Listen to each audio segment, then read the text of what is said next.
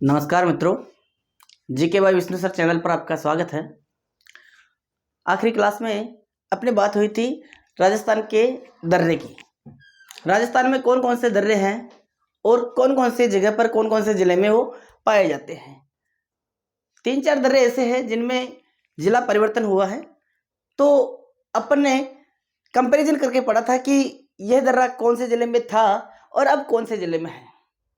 और साथ ही साथ ये चर्चा भी की थी कि अपने को पुराने जीके भी याद होना चाहिए और अपडेट जीके भी याद होना चाहिए। जैसे अपने बात की थी कि राजस्थान में पखारिया दर्रा कहाँ पर है।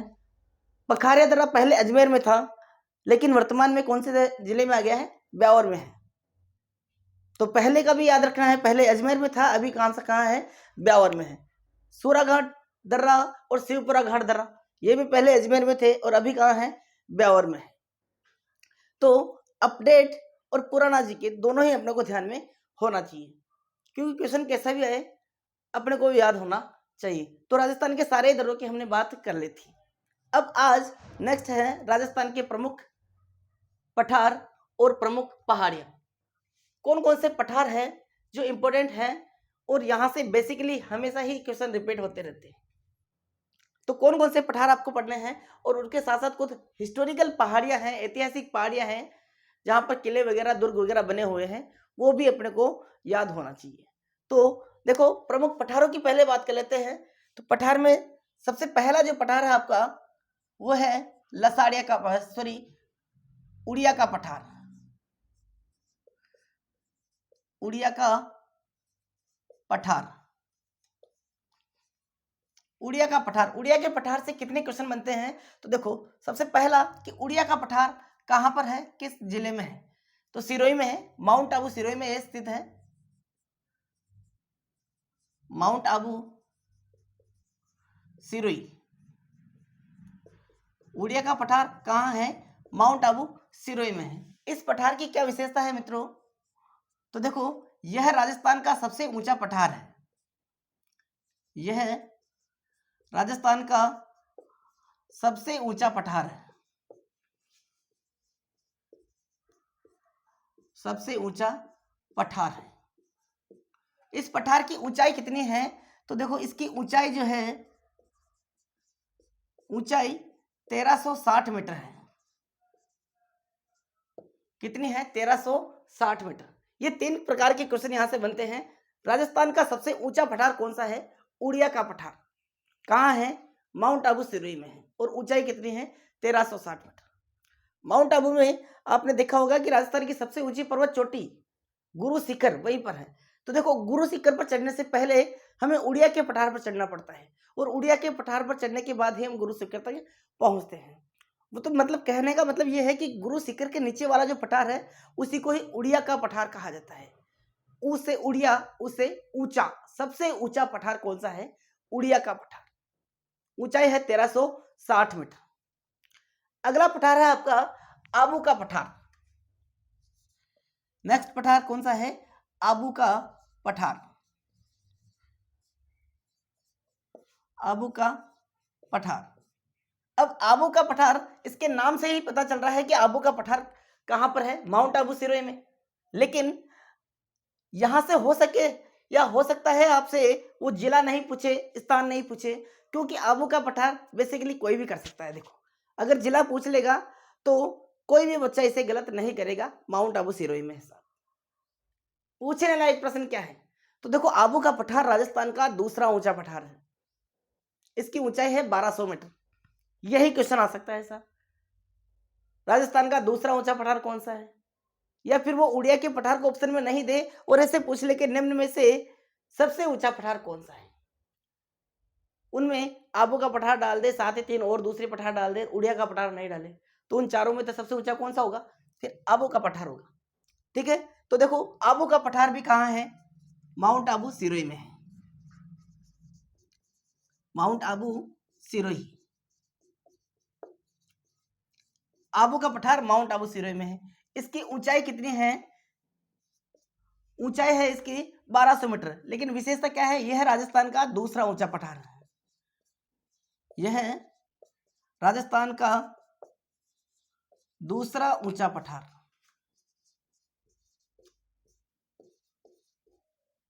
दूसरा ऊंचा पठार है। ऊंचाई कितनी है साहब? ऊंचाई है इसकी 1200 मीटर। राजस्थान का दूसरा ऊंचा पठार है, 1200 मीटर ऊंचा है। कहने का मतलब यदि जब हम माउंट आबू जाते हैं तो माउंट आबू तक पहुंचने के लिए एक पठार पर चढ़ना पड़ता है और उसके लिए इस तरह से घुमावदार रास्ता होता है। पूरे के पूरे पठार पर इस तरह से घूम घूम कर गाड़ी ऊपर चढ़ती है। जैसे ही हम माउंट आबू पर पहुंच जाते हैं, सबसे पहले वाला क्षेत्र आता है नक्की झील वाला, वहां जाकर हमारी गाड़ी रुकती है और जिस पठार पर हमने चढ़ा है उसी पठार को बोलते हैं आबू का पठार। यानी धरातल से 1200 मीटर ऊंचा है वो पठार, जिसे हम आबू का पठार कहते हैं। और माउंट आबू एक बहुत शानदार घूमने का स्थान है, पर्यटन की दृष्टि से बहुत अच्छा स्थान है। कभी वहां जाऊं तो इस चीज को लाइव देखना कि हमारी गाड़ी ऊपर कैसे चढ़ रही है, जहां पर जाकर रुक जाती है उसे फील करना कि ये है आपका आबू का पठार, जो धरातल से 1200 मीटर की ऊंचाई पर है।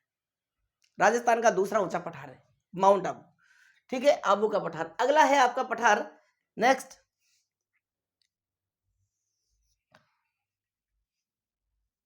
भोराट का पठार। बहुत ही इंपॉर्टेंट पठार है भोराट का पठार। भोराट का पठार, और भोराट के पठार से काफी बार क्वेश्चन आया हुआ है। भोराट का पठार कहां कहां पर है? तो देखो, भोराट का पठार है गोकुंदा से कुंभलगढ़ के मध्य। कुंभलगढ़ के मध्य, गोकुंदा से कुंभलगढ़ के मध्य जो पठार फैला हुआ है उसे क्या कहते हैं? भोराट का पठार। अब गोकुंदा कहां पड़ता है? गोकुंदा पड़ता है उदयपुर में, उदयपुर में। और कुंभलगढ़ कहां पड़ता है? कुंभलगढ़ पड़ता है राजसमंद में। अब आपसे वो जिला भी पूछे तो भी कोई कलेश नहीं है, कोई दिक्कत ही नहीं है। ठीक है, गोकुंदा कहाँ है? उदयपुर, कुंभलगढ़, राजसमंद में। भोराट का पठार कौन कौन से जिले में है? तो उदयपुर में और राजसमंद में। गोकुंदा, और गोकुंदा शब्द का प्रयोग इतिहास में भी हुआ है। महाराणा प्रताप मेवाड़ में कोई विद्वान था जिसने महाराणा प्रताप का जो युद्ध हुआ था, हल्दी घाटी का युद्ध, उसे गोकुंदा का युद्ध कहा था। किसने कहा था? बदायूं ने कहा था। इतिहास में क्वेश्चन आता है कि हल्दी घाटी को युद्ध को किसने खमनोर का युद्ध कहा था और किसने गोकुंदा का युद्ध कहा था? तो अबुल फजल ने तो उसे खमनोर का युद्ध कहा था और बदायूं ने हल्दी घाटी के युद्ध को गोकुंदा का युद्ध कहा था। वही गोकुंदा कहाँ है? उदयपुर में है। तो गोकुंदा से कुंभलगढ़ के मध्य जो पठार फैला हुआ है उसे क्या कहा जाता है? भोराट का पठार कहा जाता है। ठीक है, अगला है आपका भोमट का पठार। भोमट का पठार, और यही वो पठार है जहां से बच्चे बहुत कंफ्यूज होते हैं। देखो, भोराट का पठार अलग है और भोमट का पठार अलग है, दोनों में काफी भिन्नताएं हैं, बहुत अंतर है। भोमट का पठार कहां कहां फैला हुआ है? देखो, भोमट के पठार की यदि बात करें तो भोमट का पठार बेसिकली दक्षिणी पश्चिमी राजस्थान में फैला हुआ है। क्षेत्र की बात आ जाए तो दक्षिणी पश्चिमी राजस्थान, दक्षिणी पश्चिमी राजस्थान। और जिले कौन कौन से हैं जहां पर ये भोमट का पठार फैला हुआ है? तो देखो, कौन कौन से जिले में है? एक तो सिरोही, उदयपुर, डूंगरपुर और बांसवाड़ा। सिरोही, उदयपुर, डूंगरपुर और बांसवाड़ा में फैले पठार को क्या कहा जाता है? भोमट का पठार कहा जाता है। या एक शब्द में पूछ ले आपसे, दक्षिणी पश्चिमी राजस्थान में फैला पठार क्या कहलाता है? भोमट का पठार कहलाता है। या फिर क्वेश्चन आपसे ऐसा पूछ ले कि राजस्थान का वह पठार जो गुजरात के साथ सीमा बनाता है या गुजरात की सीमा से सटा हुआ है, वो कौन सा है? तो गुजरात की सीमा से सटा हुआ पठार कौन सा है? भोमट का पठार। ये भी चीज आपको ध्यान रखना है, गुजरात की सीमा से सटा हुआ,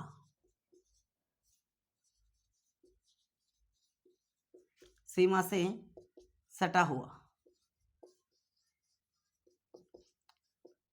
गुजरात की सीमा से सटा हुआ है। देखो, उड़िया का पठार, आबू का पठार, भोराट का पठार और भोमट का पठार, सभी पठार इंपोर्टेंट है और लगभग यहां से प्रत्येक पठार से क्वेश्चन आ चुका है एग्जाम में और वापस रिपीट होगा 100%।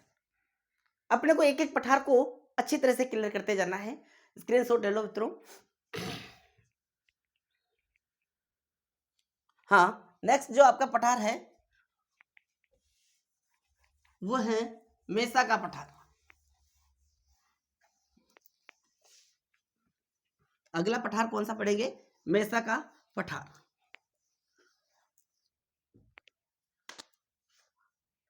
नेक्स्ट आपका पठार है मेसा का पठार। मेसा का पठार कौन से जिले में है? तो मेसा का पठार है चित्तौड़ में। चित्तौड़ में है।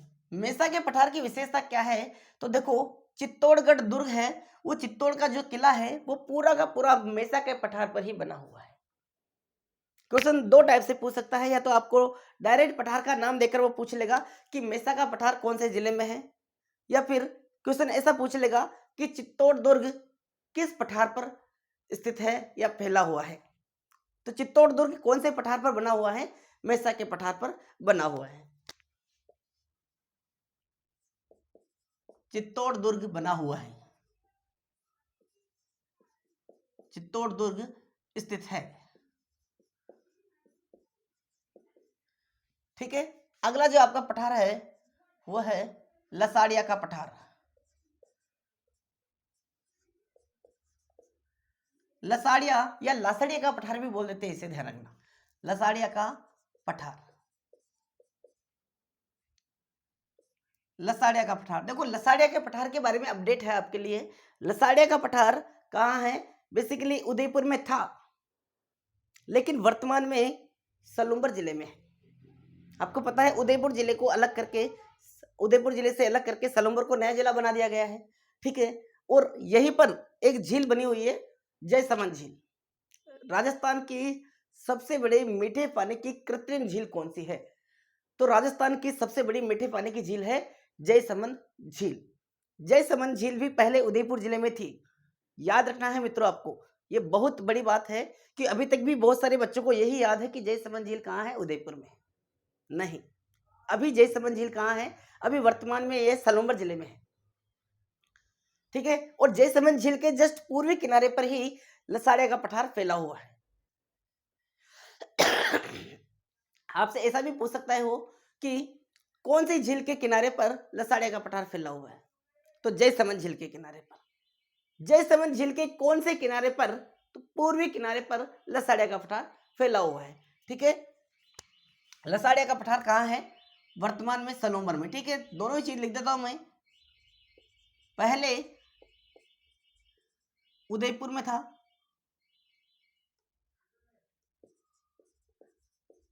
उदयपुर में, वर्तमान में सलूम्बर में, सलूम्बर में है। और कौन सी झील के किनारे हैं? जयसमंद झील के किनारे। जयसमंद झील के पूर्वी किनारे पर, पूर्वी किनारे पर। हाँ, देखो, पहले का क्यों बता रहा हूं? क्योंकि आपको पता है कल की क्लास में भी मैंने आपको बताया था कि अभी जो क्वेश्चन हो रहे हैं, जो पेपर हो रहे हैं वर्तमान में, उन पेपरों में अधिकतर क्वेश्चन पुराने जीके से ही आ रहे हैं। हम डर रहे हैं कि यार नया जीके पूछेंगे, नया जीके पूछेंगे। आप अभी 3-4 पेपर हो चुके हैं, पहले के पेपरों को उठाकर देख लो, नया जीके कुछ भी नहीं आया है। एक आध मात्र क्वेश्चन आया है नए जीके से, बाकी पुराना ही जीके पूछ रहे हैं। क्योंकि वहां पर बच्चों को और बोर्ड के जो मेंबर हैं उनको भी दुविधा है। उनको दुविधा यह है कि यदि नया जीके पूछ लेंगे और बच्चों को कोई कंफ्यूजन रहेगी तो रेट कैसे लगाएंगे, किसके आधार पर लगाएंगे? एनसीईआरटी बुक्स अपडेट नहीं हुई अभी, हिंदी धर्म ग्रंथ अकादमी की किताबें नई नई छपी है अभी, तो हम लोग रेट किससे लगाएंगे? रेट लगाने का कोई ऑप्शन ही नहीं है। और बाजार में जो किताबें आ रही हैं, जो बुक्स आ रही है, जो गाइडें आ रही हैं, उनके आधार पर हम रेट लगा नहीं सकते हैं, क्योंकि वो मान्य नहीं है, वैलिड नहीं है। ऑथेंटिक बुक से ही रेट लगाई जाती है। ऑथेंटिक बुक में अभी परिवर्तन हुआ नहीं है, नई पब्लिश नहीं हुई है, तो बहुत सारी दुविधाएं हैं। इसलिए मेनली अभी भी अपने को एक ही चीज पर फोकस रखना है, पुराना जीके जरूर याद होना चाहिए। साथ ही साथ जहां पर अपडेट हो वो इसी तरह से पढ़ो आप, बिल्कुल इसी तरह से आपको पहले वाला और नया वाला दोनों वहां पर याद करना है। ये नहीं कि पल्ला झाड़ ले, नहीं साहब, अब तो क्या हो गया, लसाड़ा का पठार सलोमर में आ गया, बस सलोमर को ही याद करना है, उदयपुर को भूल जाना है, बिल्कुल भी नहीं। अपने को इसी स्ट्रेटेजी पढ़ना है, ठीक है। देखो, तो पहले लसाड़िया का पठार कहाँ था, उदयपुर में है। वर्तमान में कहाँ है, वर्तमान में ये सलूम्बर में है। जयसमंद झील भी पहले उदयपुर में थी, अभी वर्तमान में सलूम्बर में है। लसाड़िया का पठार कौन सी झील के किनारे है, जयसमंद झील के किनारे। कौन से किनारे पर है, पूर्वी किनारे पर है। अगला जो आपका पठार है वो है देशहरों का पठार। देशहरों का पठार,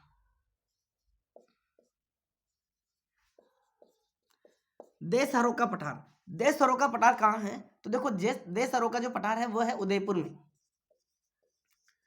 उदयपुर में। और उदयपुर में कौन कौन सी पहाड़ियों के बीच में है ये, तो जरगा व रागा की पहाड़ियों के मध्य में, जरगा व रागा की पहाड़ियों के मध्य, पहाड़ियों के मध्य, मध्य में जरगा और रागा की पहाड़ियों के मध्य जो पठार फैला हुआ है उसे क्या कहते हैं, देशहारों का पठार कहा जाता है। अगला है आपका मानदेसरा का पठार। नेक्स्ट, मानदेसरा का पठार।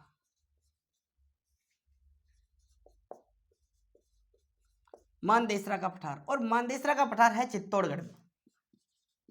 जिला की बात करूं तो कहां है, चित्तौड़ में। विशेषता क्या है, ये जो मानदेसरा का पठार है, इसी पठार पर चित्तौड़ का एक दुर्ग है जिसे बोलते हैं भैंसरोडगढ़।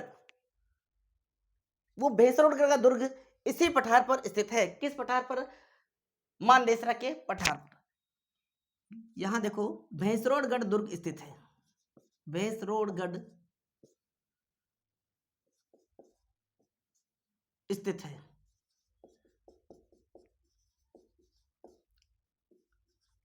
हाँ, अब वो हो सकता है आपको चित्तौड़ न दे, भैंसरोडगढ़ दे दे डायरेक्ट ही।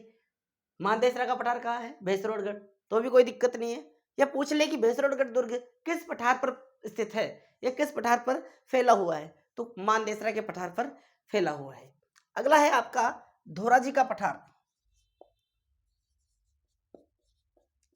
धोराजी का पठार,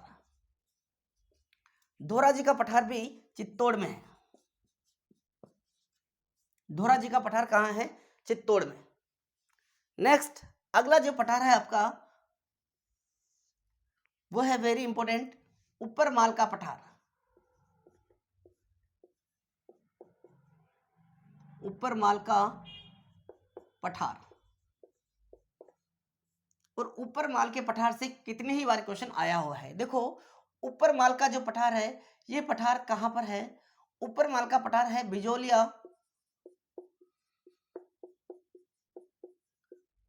बिजोलिया से भैंसरोडगढ़ के मध्य, भैंसरोडगढ़ के मध्य।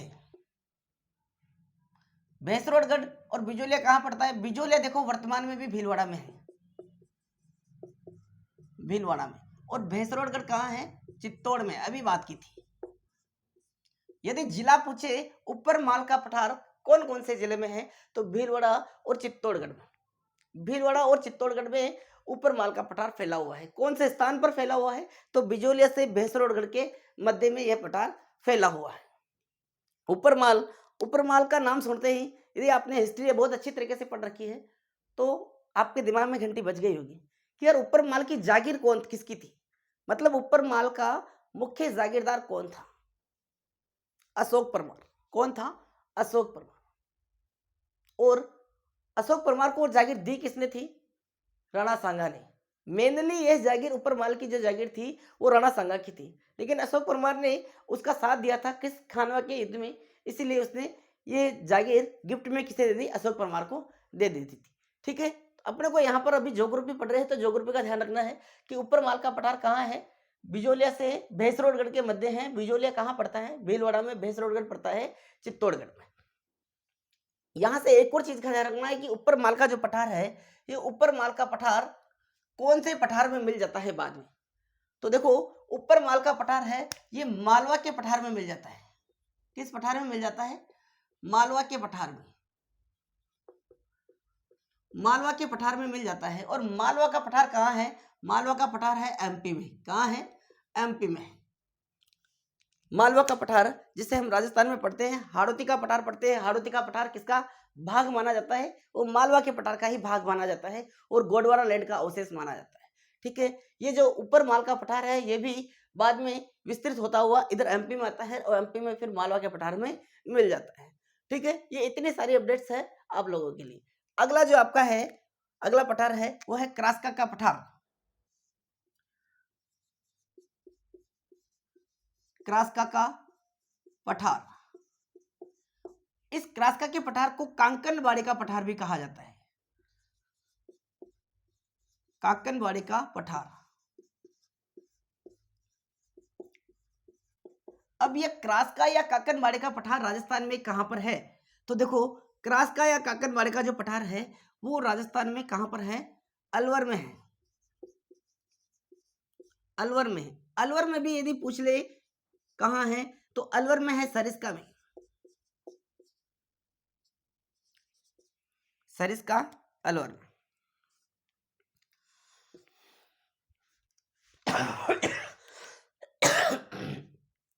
थोड़ी जुकाम हो गई है इसलिए गले से आवाज भी साफ नहीं आ रही है, लेकिन हम रुकेंगे नहीं। हमें किसी भी कंडीशन में रुकना नहीं है। मैंने लास्ट क्लास में आपको कहा था कि देखो सफलता में हजारों बाधाएं आती है। जो तैयारी करता है, जो ऐसा काम करता है, मेहनत करता है, अपनी मंजिल की ओर अग्रसर होता है, उसके सामने छोटी मोटी हजारों समस्याएं आती रहती है। आप लोग बस पढ़ाई करने में व्यस्त रहो। ठीक है, तो देखो क्रास्का या काकनवाड़ी का पठार अलवर में है। अलवर में भी सरिस्का में फैला हुआ है। ये जो पठार अभी पढ़े हैं ये सारे के सारे मुख्य पठार है और सभी लगभग एग्जामों में आए हुए हैं, क्वेश्चन पेपर में आए हुए हैं। ठीक, और वापस आएंगे, ये रिपीट होंगे। ठीक है, अब बात कर लेते हैं प्रमुख पहाड़ियों की। कौन कौन सी पहाड़ियां हैं जो अपने लिए इंपॉर्टेंट हैं? ठीक है, देखो मित्रों पहाड़ियां तो राजस्थान में बहुत सारी हैं, लेकिन एग्जाम में कौन सी आ सकती है, कौन सी आई हुई है, उन पहाड़ियों के बारे में ही हम चर्चा करेंगे। क्यों? क्योंकि पहाड़ियों से तो पूरा राजस्थान घिरा हुआ है। अपने को हिस्टोरिकल पहाड़ियां, ऐसी पहाड़ियां जिनका इतिहास से कोई संबंध रहा हो, किसी राजा महाराजा ने वहां पर कोई किला बनाया हो, कोई दुर्ग बनाया हो, तो ऐसी पहाड़ियां विशेष तौर पर अपने को याद करनी है। 5-7 पहाड़ियां हैं, लेकिन वो पहाड़ियां ऐसी है जो ऐतिहासिक है, हिस्टोरिकल पहाड़ियां हैं, वहां से क्वेश्चन अपना सीधा सीधा बन सकता है। तो अब प्रमुख पहाड़ियों की बात करें तो देखो एक पहाड़ी है भामती की पहाड़ी। भामती की पहाड़ी। भामती की पहाड़ी कहां पर है? भामती की पहाड़ी है बारां में। कहां पर है? बारां में। और विशेषता है कि बारां का जो दुर्ग है, किला है शाहबाद, शाहबाद का दुर्ग, वो इसी पहाड़ी पर बना हुआ है। बारां में शाहबाद नामक स्थान है। शाहबाद, शाहबाद का दुर्ग स्थित है। शाहबाद का दुर्ग इन्हीं पहाड़ियों पर बना हुआ है। आपको पता है राजस्थान में जितने भी दुर्ग बने हुए, किले बने हुए, किसी न किसी पहाड़ी पर बने हुए हैं।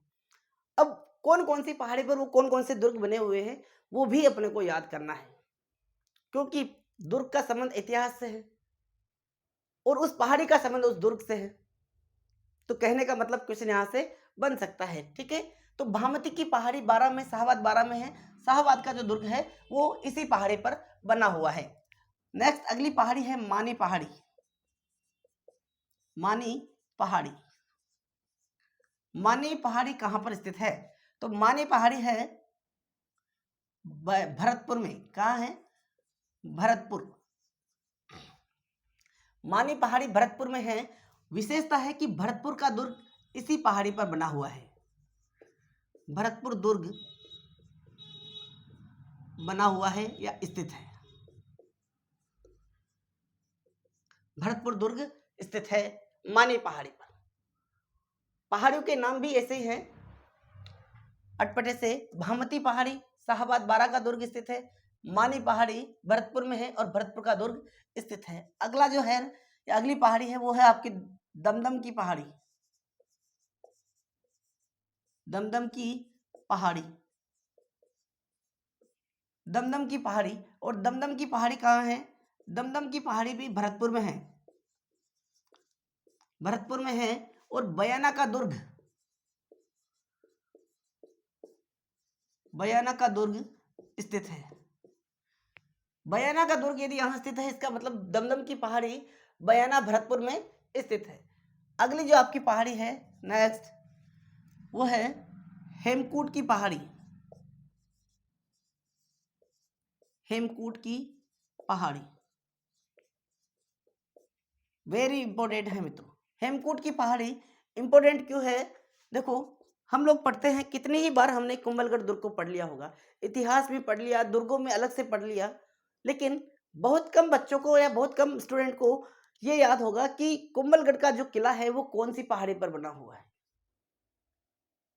जी हाँ मित्रों, कुंभलगढ़ का जो किला है वो हेमकूट की पहाड़ी पर बना हुआ है। अब कुंभलगढ़ दुर्ग हेमकूट की पहाड़ी पर बना हुआ है, इसका मतलब हेमकूट की पहाड़ी कौन से जिले में है? तो राजसमंद में है। कौन से दुर्ग में है, कौन से जिले में है? राजसमंद में। हेमकूट की पहाड़ी राजसमंद में है। विशेषता क्या है? कुंभलगढ़ दुर्ग बना हुआ है, कुंभलगढ़ दुर्ग स्थित है। अब यदि क्वेश्चन आ जाए कि कौन सी पहाड़ी पर कुंभलगढ़ का दुर्ग बना हुआ है, तो हम लोग आराम से इसका जवाब दे सकते हैं। लेकिन यहां से एग्जामिनर यदि और भी चालाकी दिखाए और वो क्वेश्चन पूछे कि कुंभलगढ़ का दुर्ग कौन सी पहाड़ी पर बना हुआ है, और चारों ही ऑप्शन में हेमकूट का नाम नहीं डाले, कर सकता है साहब, कर सकता है ये चालाकी। क्यों? क्योंकि हेमकूट की पहाड़ी का एक और नाम मिलता है।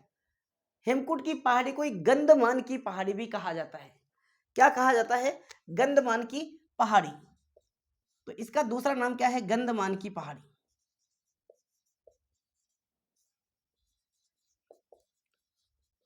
हाँ, अब हो गया एक क्वेश्चन पूरा। अब चाहे वो कैसे भी दे दे, आप आराम से कर सकते हो। हेमकूट की पहाड़ी या फिर गंधमान की पहाड़ी कहाँ है? राजसमंद में है। क्या विशेषता है? कुंभलगढ़ का जो दुर्ग है वो इसी पहाड़ी पर बना हुआ है। अगला है नेक्स्ट आपका देवगिरी की पहाड़ी,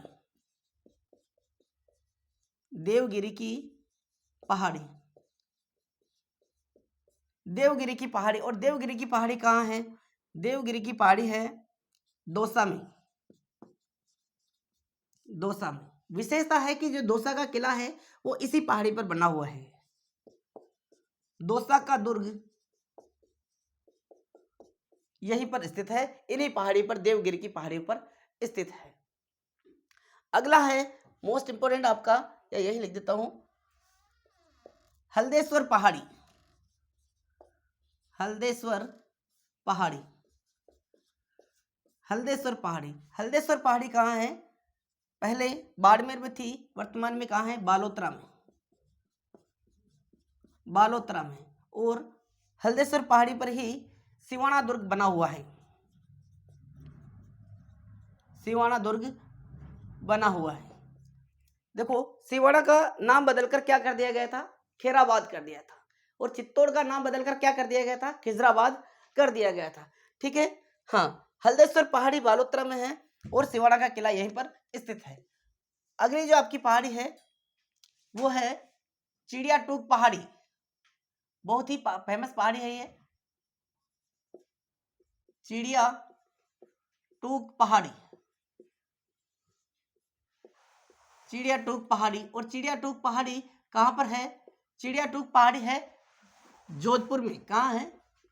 जोधपुर में, जोधपुर में। और विशेषता है कि जोधपुर का जो किला है मेहरानगढ़, मेहरानगढ़ दुर्ग, मेहरानगढ़ दुर्ग इसी चिड़िया टूक की पहाड़ी पर बना हुआ है। और ये क्वेश्चन कितनी ही बार पूछा गया है, चिड़िया टूक पहाड़ी कहाँ है? जोधपुर में। मेहरानगढ़ दुर्ग कौन सी पहाड़ी पर बना हुआ है? तो मेहरानगढ़ दुर्ग भी चिड़िया टूक की पहाड़ी पर ही बना हुआ है। अब बहुत सारे मेरे मित्र ऐसे हैं जो तैयारी कर रहे हैं और वो ये बात जानते हैं कि मेहरानगढ़ का दुर्ग कौन सी पहाड़ी पर बना हुआ है? चिड़िया टूक की पहाड़ी पर। क्यों? क्योंकि क्वेश्चन कितनी बार आ गया। और ऐसे क्वेश्चन जो बहुत बारी पूछे गए हैं वो अधिकतर बच्चों को याद होते हैं, लेकिन फिर भी मैं यहाँ से एक और नई चीज आपको बता रहा हूँ। यदि मान लो क्वेश्चन वापस रिपीट होता है कि मेहरानगढ़ दुर्ग किस पहाड़ी पर बना हुआ है और वहां ऑप्शन में चिड़िया टूक नाम नहीं आए, तो वाकई में अच्छे अच्छे की लग जाएगी क्या? वाट क्यों लगेगी?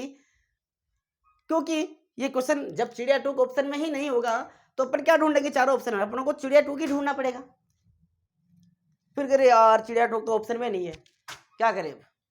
तो इसका दूसरा नाम होगा कुछ, वो याद करो। दूसरा नाम है ऐसा, क्या है दूसरा नाम? दूसरा नाम है, इसे पंचेटिया की पहाड़ी भी कहा जाता है। चिड़िया टूक की पहाड़ी को क्या कहते हैं? पंचेटिया की पहाड़ी। पंचेटिया पहाड़ी, चिड़िया टूक की पहाड़ी को पंचेटिया पहाड़ी के नाम से भी जाना जाता है, जहां पर मेहरानगढ़ दुर्ग स्थित है। अगला है आपका मसूरिया पहाड़ी। नेक्स्ट पहाड़ी कौन सी है? मसूरिया। मसूरिया पहाड़ी, मसूरिया पहाड़ी भी कहाँ है? जोधपुर में। मसूरिया पहाड़ी कोई विशेष विशेषता नहीं है इसकी, बस आप लोगों को याद रखना है नाम से कि मसूरिया पहाड़ी कहाँ है? मसूरिया पहाड़ी जोधपुर में है। चिड़िया टूक पहाड़ी या पंचेटिया पहाड़ी जोधपुर में है और मेहरानगढ़ का दुर्ग, जोधपुर का दुर्ग, मयूरध्वजगढ़ दुर्ग इसी पर ही स्थित है। ठीक, अगला है आपका त्रिकूट पर्वत। त्रिकूट पर्वत, त्रिकूट पर्वत की यदि बात करें तो त्रिकूट पर्वत कहाँ है? करौली में, करौली में है और इसकी विशेषता है केला देवी का मंदिर स्थित है। केला देवी का मंदिर स्थित है। त्रिकूट पर्वत करौली, क्या बना हुआ है? केला देवी का मंदिर बना हुआ है। केला देवी के बारे में भी बहुत बारी क्वेश्चन आ गया है। ठीक, अगला इसका सिमिलर क्वेश्चन है, थोड़ा सा ध्यान रखना है। त्रिकूट पर्वत पूछे तो करौली, लेकिन त्रिकूट पहाड़ी पूछे, त्रिकूट पहाड़ी, त्रिकूट पहाड़ी पूछे तो जैसलमेर। त्रिकूट पहाड़ी कहाँ है? जैसलमेर में। त्रिकूट पहाड़ी जैसलमेर में। इसकी क्या विशेषता है? जैसलमेर का किला सोनारगढ़ दुर्ग या स्वर्णगढ़ दुर्ग कौन सी पहाड़ी पर है? तो त्रिकूट पहाड़ी पर है। कौन सी पहाड़ी पर है? त्रिकूट पहाड़ी पर। त्रिकूट पहाड़ी जैसलमेर, विशेषता है सोनारगढ़ दुर्ग स्थित है। सोनारगढ़ दुर्ग स्थित है, यानी कि जैसलमेर का जो किला है वो कौन सी पहाड़ी पर बना हुआ है? त्रिकूट पहाड़ी पर बना हुआ है। और यहां से भी फिर अपर नाम याद रखना है आपको। त्रिकूट पहाड़ी को और क्या कहा जाता है? तो त्रिकूट पहाड़ी को कहा जाता है गोरहरों की पहाड़ी। क्या कहा जाता है? गोरहरों की पहाड़ी। इसी का दूसरा नाम है गोरहरों की पहाड़ी। गोरहरों की पहाड़ी, त्रिकूट पहाड़ी आ जाए या गोरहरों की पहाड़ी आ जाए, अपने को रेडी रहना है, तैयार रहना है। गोरहरों की पहाड़ी कहाँ है? जैसलमेर में। जैसलमेर दुर्ग, सोनारगढ़ दुर्ग या स्वर्णगढ़ दुर्ग कहाँ स्थित है? यही त्रिकूट पहाड़ी पर, गोरहरों की पहाड़ी पर। देखो इतिहास में दो ऐसे दुर्ग हैं जिनके नाम सिमिलर मिलते हैं, एक तो है सोनारगढ़ और एक जिसे स्वर्णगढ़ बोला जाता है, और एक है सुवर्णगढ़, जालोर का दुर्ग। जालोर का दुर्ग कौन सा है? सुवर्णगढ़। देखो यहां से यदि आपको दिखता है तो मैं लिखता हूं यहां पर सुवर्णगढ़, ये तो है जालोर का, और एक है सुवर्णगढ़। सुवर्णगढ़ ये है आपका जैसलमेर का। सुवर्ण जालोर, सुवर्ण जैसलमेर। ठीक है, तो ऐसे सिमिलर नामों को अच्छी तरह से याद किया करो। स्क्रीनशॉट ले लो मित्रों। हाँ, अगली कुछ पहाड़ियां, एक दो पहाड़े और बची हुई है, वो भी देख लेते हैं साथ ही साथ। त्रिकूट पहाड़ी और त्रिकूट पर्वत हो गया है। त्रिकूट पहाड़ी जैसलमेर, त्रिकूट पर्वत करौली। त्रिकूट पहाड़ी को क्या कहा जाता है? और गोरहरों की पहाड़ी कहा जाता है, जहां सोनारगढ़ का दुर्ग, जैसलमेर का दुर्ग स्थित है। नेक्स्ट है कनकाचल की पहाड़ी। अगली जो पहाड़ी है आपकी वो कौन सी है? कनकाचल की पहाड़ी।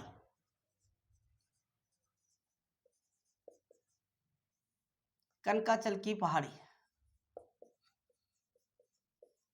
कनकाचल की पहाड़ी है जालोर में। जालोर में। और इसकी विशेषता क्या है? यस, अभी बात की थी, जालोर का दुर्ग यानी कि सुवर्णगढ़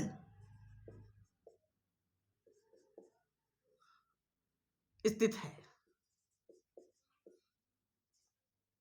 जालोर का दुर्ग कौन सी पहाड़ी पर स्थित है? तो कनकाचल की पहाड़ी पर स्थित है। अगली पहाड़ी देखो, नानी सिरडी की पहाड़ी। नानी सिरडी की पहाड़ी।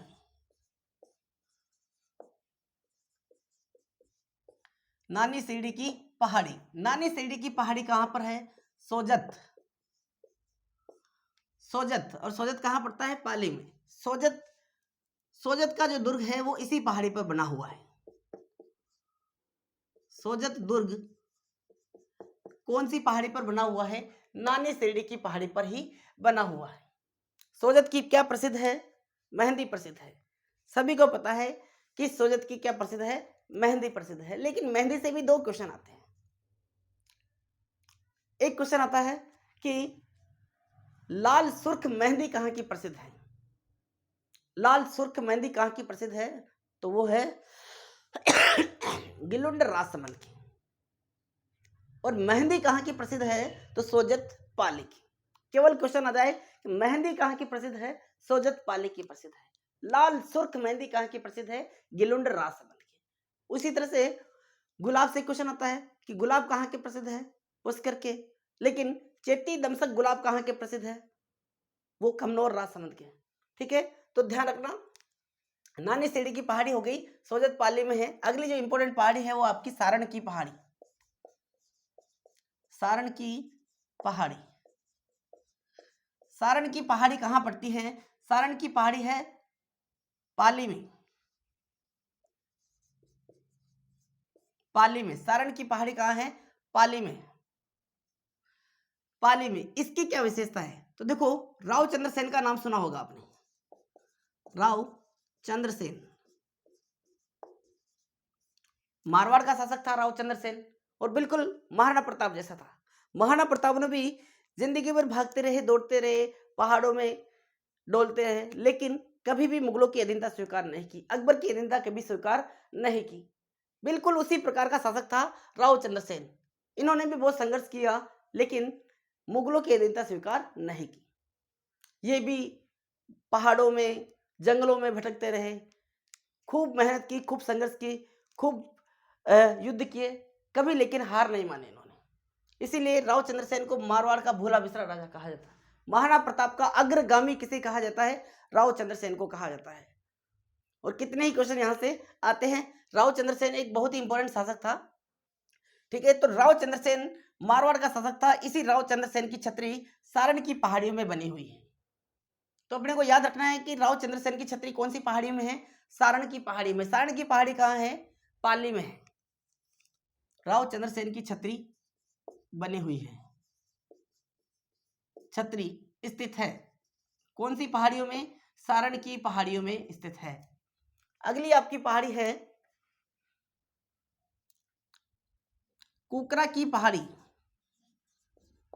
कुकरा थोड़ा अलग नाम है, कुकरा की पहाड़ी। कुकरा की पहाड़ी है अजमेर में। अजमेर में। कुकरा की पहाड़ी कहां है? अजमेर में। एक पहाड़ी है आपकी हर्ष की पहाड़ी। हर्ष की पहाड़ी। हर्ष की पहाड़ी कहां है? सिक्कर में। और एक है हर्षनाथ की पहाड़ी। हर्षनाथ की पहाड़ी। हर्षनाथ की जो पहाड़ी है वो कहां पर पड़ती है? हर्षनाथ की पहाड़ी पड़ती है अलवर में। अलवर में। हर्षनाथ के साथ साथ ये भी याद रख लो, उदयनाथ की पहाड़ी। उदयनाथ की पहाड़ी। उदयनाथ की पहाड़ी भी कहां है? अलवर में। देखो, हर्ष की पहाड़ी, केवल हर्ष की पूछे तो कहाँ है? सीकर में। और हर्षनाथ की पहाड़ी कहाँ है? अलवर में। हर्षद माता का मंदिर आभा नदी दौसा में। अगली पहाड़ी है आपकी बीजासन की पहाड़ी। बीजासन की पहाड़ी, बीजासन की पहाड़ी कहाँ है? मांडलगढ़, मांडलगढ़ भीलवाड़ा में।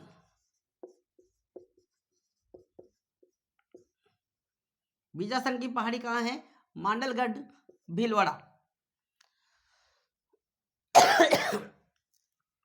ये है आपकी कुछ इंपोर्टेंट पहाड़ियां और इंपोर्टेंट पठार। पठारों से तो बेसिकली अधिकतर क्वेश्चन आते ही रहते हैं। साथ ही साथ हिस्टोरिकल पहाड़ियां, ऐतिहासिक पहाड़ियां आपने देखी है। देखो मित्रों, आपके लिए बहुत यूजफुल क्लासें लेके आते हैं हम, लेकिन आपका जो सहयोग है वो कम मिल रहा है। थोड़ा मैं हर बार कहता हूं आपको कि थोड़ा हमें प्रोत्साहन मिल जाता है, थोड़ा मनोबल मिल जाता है आपकी केवल लाइक मात्र से, प्यारे से कमेंट मात्र से, और आप क्लास को सब्सक्राइब कर लेते हो, तो उससे हम क्या हो जाते हैं, थोड़ा मोटिवेट हो जाते हैं। और मैं आपको कह रहा हूं, बार बार कहता हूं कि ज्योग्राफी की संपूर्ण क्लासें आपको इस चैनल पर फ्री मिलेगी। और यूट्यूब पर आप कहीं पर भी किसी भी चैनल पर विजिट करके देख लो, कोई सा ऐसा चैनल आपको नहीं मिलेगा जहां पर पूरी की पूरी ज्योग्राफी की फ्री क्लासें मिल जाए। और मैं राजस्थान ज्योग्राफी, इंडियन ज्योग्राफी और वर्ल्ड ज्योग्राफी सभी की क्लासें दूंगा आपको फ्री ऑफ कॉस्ट। बदले में कुछ नहीं चाहिए, बस आपका प्यार चाहिए, आपका स्नेह चाहिए। और वो आप कैसे जाहिर करोगे, कैसे व्यक्त करोगे? तो इस चैनल को लाइक करो, सब्सक्राइब करो और प्यारा सा कमेंट करो। और आपका ऐसा मित्र जो पढ़ाई कर रहा है, तैयारी कर रहा है, आपका कोई छोटा भाई, बड़ा भाई, कोई बहन हो जो पढ़ने वाली हो, उनको बताओ। कुछ नहीं लग रहे हैं, बस आपसे यही उम्मीद कर रहा हूं कि सपोर्ट करो मित्रों। तो मिलते हैं अगली क्लास में, तब तक के लिए जय हिंद।